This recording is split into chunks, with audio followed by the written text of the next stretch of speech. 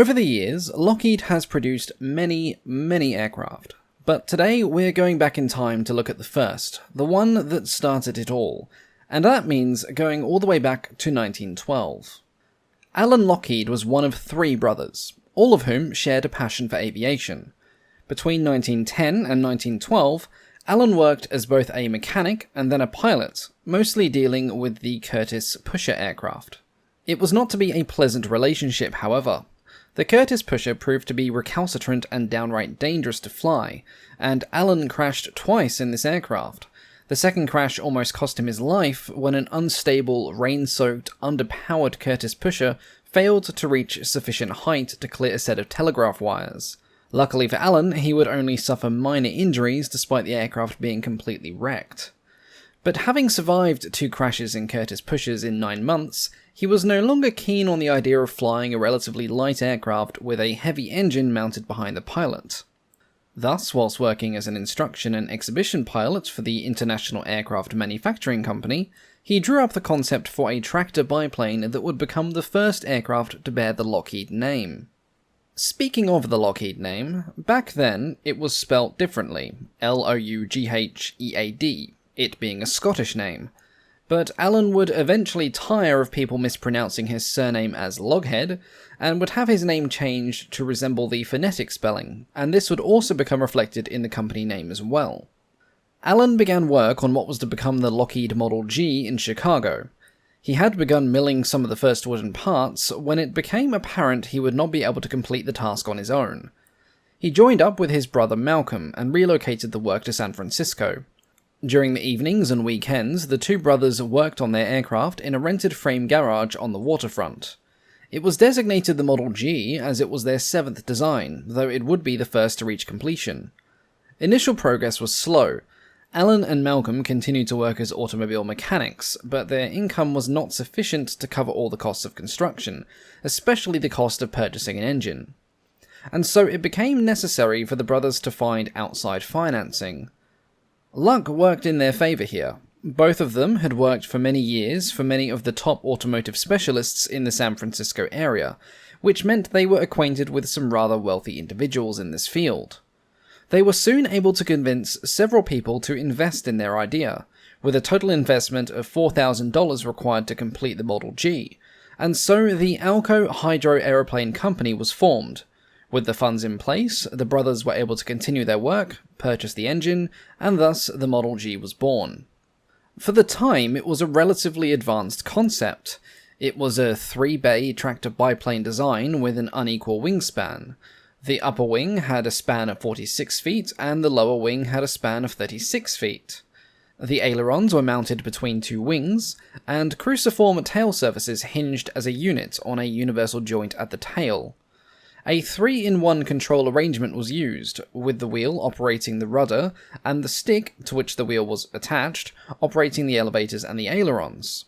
Accommodation was made for 1 pilot and a passenger in tandem open cockpits, though this would be expanded upon later to allow for a second passenger as well. The aircraft was completed as a floatplane in 1913, and at this time it was powered by a 6-cylinder Kirkham engine which came with a very recognizable horseshoe-shaped radiator. However, this would not be the engine with which the Model G would take flight. The engine was found to be unreliable, and after just 15 minutes of running time on the ground, its crankcase decided to split. Understandably, the Lockheed brothers, especially Allan, who had already experienced unreliable aircraft, returned the engine to Kirkham in the unwarranted hope of obtaining a refund. In its place, they would use a Curtiss O V8 engine, which would put out about 80 horsepower, initially retaining the radiator that had been used for the Kirkham engine. The Model G was launched onto San Francisco Bay for its first flight on the 15th of June 1913. Allan Lockheed took the controls and took to the skies for a brief flight. After observing that the aircraft seemed sound and unlikely to fall out of the sky, he briefly landed to pick up his brother, and they embarked on a 20-minute cruise over the bay, flying over Alcatraz Island and the surrounding coastline. After this, a 3rd flight was made with a passenger, R.L. Coleman, but stronger weather and rough seas curtailed a 4th flight that afternoon as the water was beginning to grow far too choppy for the floatplane to handle. Later on in that summer, the Model G would suffer some minor damage when Allan hit a levee at San Mateo whilst carrying out a chartered flight.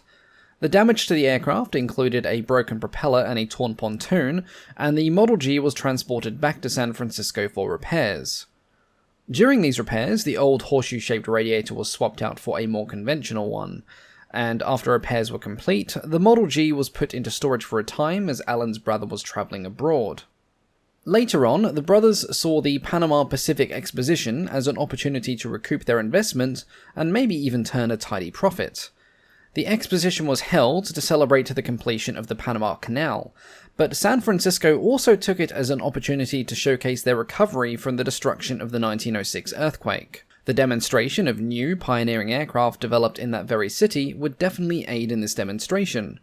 The Lockheed brothers, together with the help of capital provided by a Mr. Meyer, bought their Model G out from the other investors of the Alco Hydro-Aeroplane Company. Together, they put in a bid for the concession of flying passenger flights at the exhibition. Initially, the brothers were disappointed as they were underbid by Bob Fowler, who won the concession for flights and demonstrations when the exhibition opened in February of 1915. However, in a stroke of luck for them, and misfortune for Fowler, his aircraft would be destroyed in an accident, and the Lockheed Model G would be used instead. In 50 days, they carried 600 passengers for 10-minute joyrides, earning a profit of $4,000 from the total income of just over $6,000. Allan and Malcolm invested this profit and formed the Lockheed Aircraft Manufacturing Company, which they organized at Santa Barbara with other investors. The Model G was taken there by road from San Francisco, and in its new home it continued to earn income for its owners by flying joyrides and charter flights. It was even used to make the first air crossing of the Santa Barbara Channel, carrying 2 passengers 60 miles in just under 1 hour. Eventually, time and use would take its toll on the Model G. By 1918, it was beginning to show signs of serious age and wear, and with advancements made in aircraft design, there was no reason at the time to restore this historic aircraft. And so, the first Lockheed aircraft was scrapped, the final bit of profit being earned when its Curtiss engine was sold off to a new home. Over the years, Lockheed would go through a series of name changes, buyouts, disasters, and transformations. They would go on to produce several stunning and famous aircraft over the course of the 20th century. But it's always good to remember the humble roots of where these aviation giants first began.